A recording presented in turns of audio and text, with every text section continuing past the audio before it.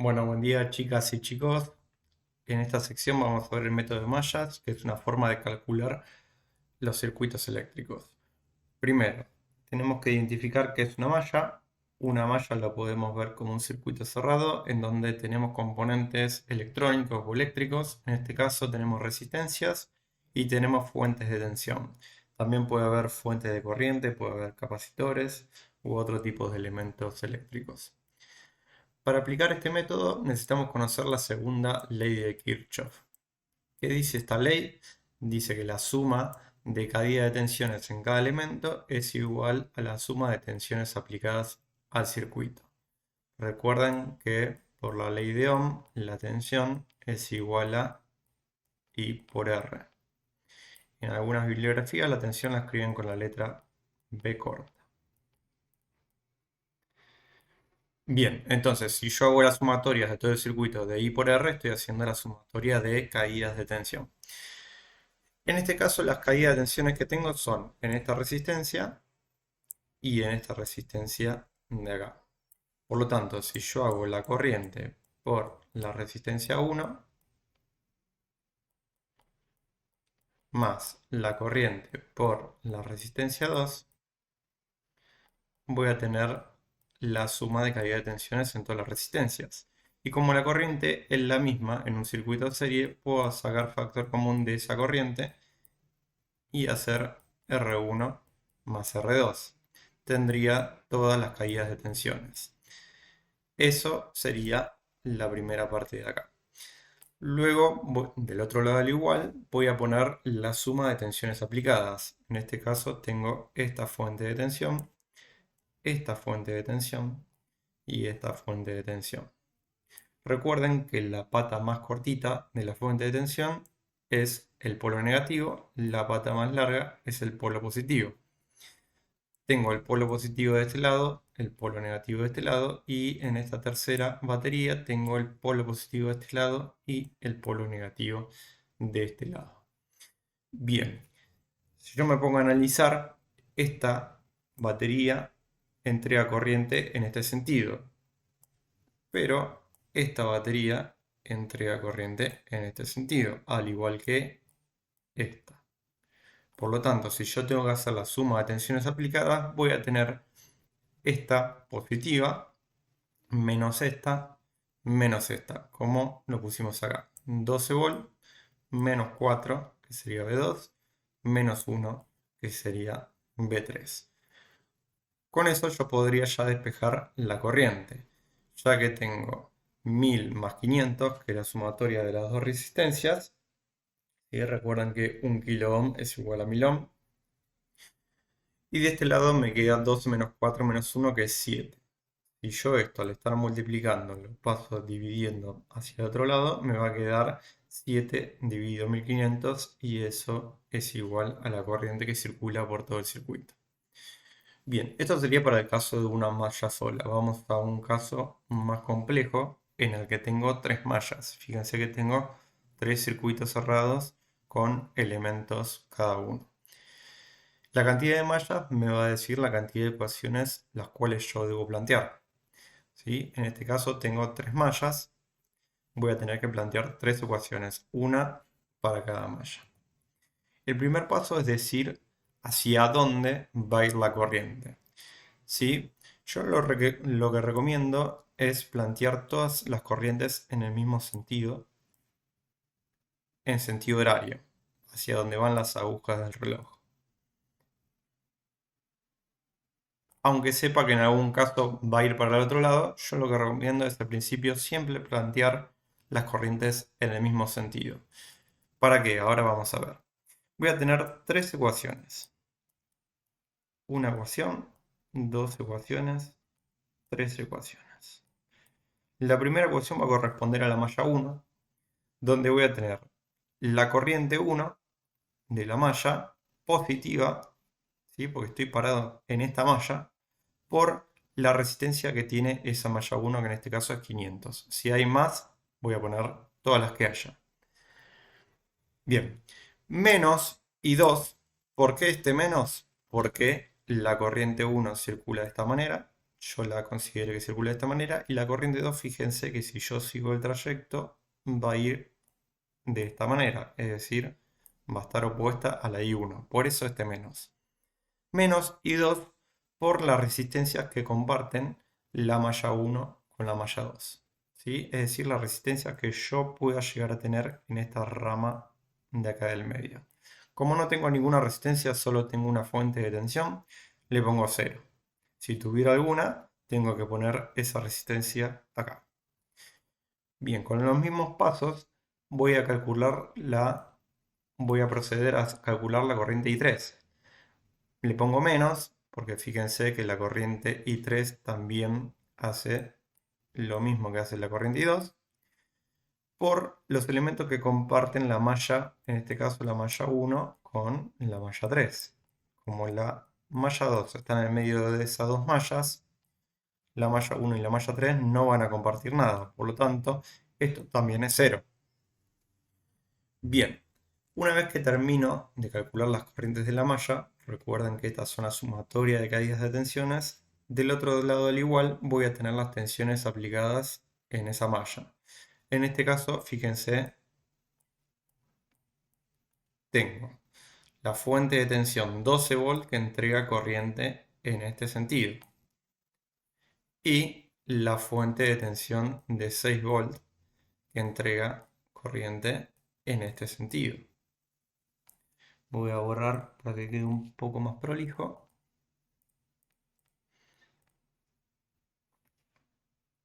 Bien, dijimos que tenemos estas dos fuentes de tensión, me fijo, acuérdense, la patita más cortita es el negativo, la patita más larga de la fuente es el positivo y las fuentes se entregan de negativo a positivo la corriente.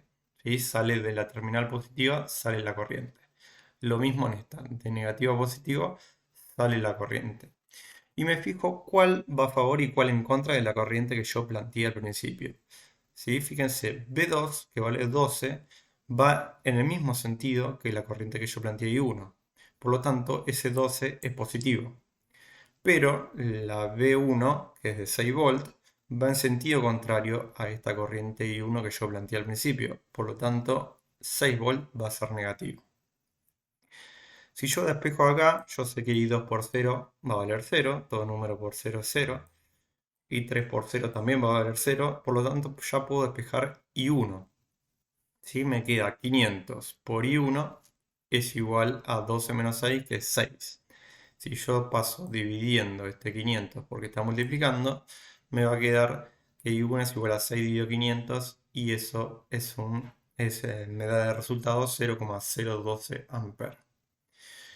Bien, con esto termino la malla 1. Ahora fíjense que me pasa en la malla 2 y en la malla 3. En la malla 2 lo que va a ser positivo ahora es la I2. En la malla 3 lo que va a ser positivo es la I3. El resto de las corrientes, si en la malla 2 la corriente 1 va a ser negativa, la corriente 3 va a ser negativa. ¿Sí? Por lo tanto, en la ecuación 2 tengo que poner I1 negativa multiplicada por los componentes que comparte, la resistencia que comparte, perdón, la malla 1 con la malla 2.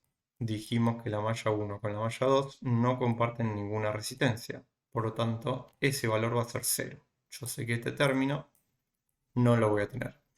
Ahora, más I2, recuerden que el más es porque estoy en la malla 2, por todas las resistencias que tiene en la malla 2. En este caso tengo esta resistencia de 1 kilo ohm, sería 1000 ohm, y esta resistencia de 1 kilo ohm, que también es 1000 ohm. Esos 1000, con esos 1000 lo sumo y voy a tener 2000. Menos I3 por la resistencia que comparte I2 con I3. En este caso tengo la de 1 kilo ohm. ¿Sí? Esta rama es la que comparte la malla 2 con la malla 3 y tiene una resistencia que vale 1000 ohm. Bien, del otro lado de la igualdad, recuerden que son las tensiones aplicadas. En esta malla tengo una sola tensión aplicada que vale 6 volt y va en el mismo sentido que yo planteé la corriente 2.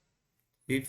Acuérdense que yo 6 volt dije que la corriente iba a circular de esta manera y la I2 circula de la misma manera como yo la planteé. Por lo tanto, esos 6 volt son positivos. Ahora, si paso a la malla 3, voy a tener la I1 negativa por los elementos que comparte la malla 1 con la malla 3, que no es ninguno, no comparte ningún elemento esta malla con esta malla, menos I2 por la resistencia que comparte la malla 2 con la malla 3, que en este caso es esta de acá, 1 kilo ohm, que son 1000 ohm, más I3 por las resistencias que tengo en la malla 3. Tengo la de 1 kilo ohm y la de 250. Entonces tendría 1000 más 250. Y una vez que termino con eso, hago las tensiones aplicadas y en ese circuito tengo solamente la fuente de 3 volts que entrega corriente, acuérdense, de negativo a positivo, y coincide con la corriente que yo planteé al principio. Por lo tanto, estos 3 volts van a ser positivos.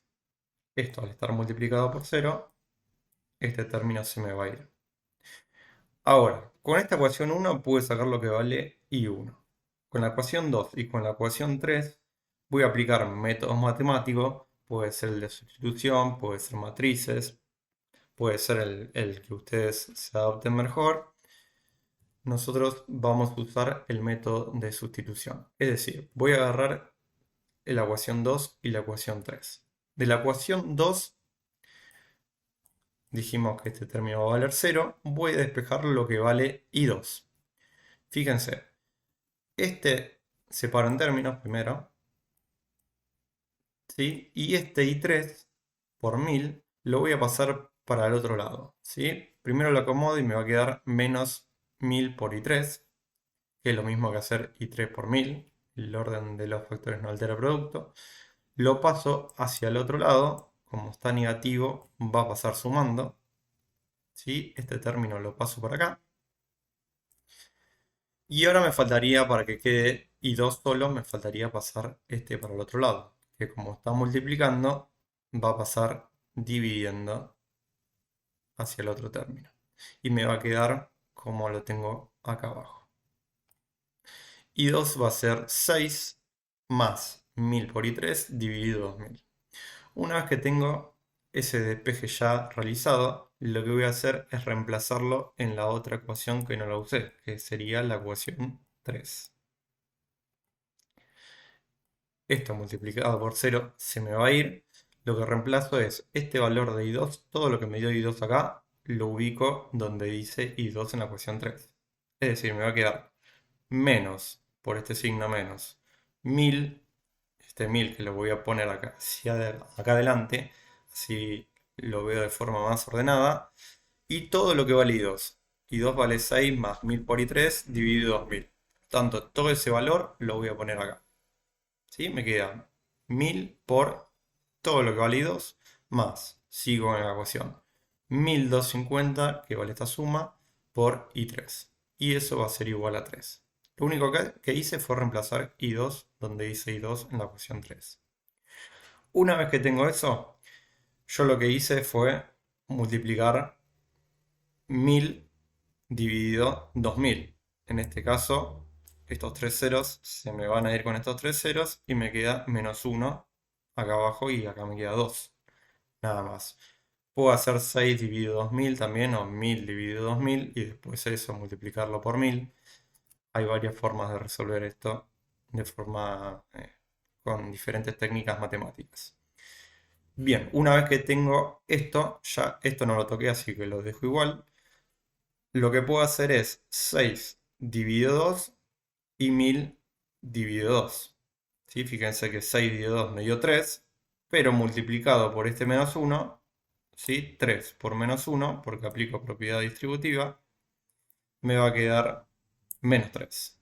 ¿Sí? 6 dividido 2 es 3, multiplicado por menos 1, menos 3. Y en este caso me queda 1000 dividido 2, me queda 500, multiplicado por menos 1, es muy importante que multiplicarlo por este menos 1, ¿sí? Ya que me cambia el signo de esta ecuación, me queda menos 500 por I3 y esto como no lo toqué lo copio tal cual. Ahora fíjense que de acá ya puedo juntar estos dos términos que tienen la ecuación I3. I3 lo puedo pensar como si fuera una X. Por lo tanto, lo puedo sumar estos 1250 menos 1500, menos 500, perdón. Eso me da 750 I3. Y del otro lado voy a llevar todos los números que no tengan incógnitas. Este 3 lo dejo de este lado, pero este 3 al estar negativo pasa a positivo para el otro lado y me quedaría 3 más 3. 3 más 3 es igual a 6. Este 3 lo que me falta para dejarlo solo es pasar este 750 como está multiplicando, dividiendo y así obtener el valor de I3 que me da 0,08 amperes. Una vez que tengo el valor de I3, como dice la flechita acá, lo reemplazo en esta ecuación y me quedaría 6 más 1000 por 0,08 dividido 2000 y ese valor de I2, ¿sí? Me queda 0,07 amperes. Bien, por lo tanto ya pude saber los valores de I1, I2 e I3. Ya calculé los tres valores. Fíjense, acá tengo I2, I3 y había calculado ya I1. Como todos me dieron positivo, significa que coinciden con el sentido que yo le di al principio. En el caso de que algún valor me dé negativo, no significa que lo haya hecho mal, sino que el sentido es el contrario al que yo planteé. Por eso no se preocupen al principio de plantear todas las corrientes hacia el mismo lado, por- eh, porque si le llega a dar el signo negativo, significa, por ejemplo, que si este valor me daba negativo, significa que el módulo estaba bien, el valor estaba bien, lo que estaba mal era el sentido. Por lo tanto, yo lo corrijo al sentido y el método funciona correctamente. Bien. Ahora, supónganse que yo tengo que calcular la corriente que circula por acá, y por esta rama y por esta rama. Yo sé que hasta acá voy a tener 0,012 amperes. Y yo sé que la corriente esta circula también de esta manera y es 0,007 amperes. Y esta corriente circula de esta manera y es 0,008 amperes. Lo que habíamos aplicado al principio era la segunda ley de Kirchhoff.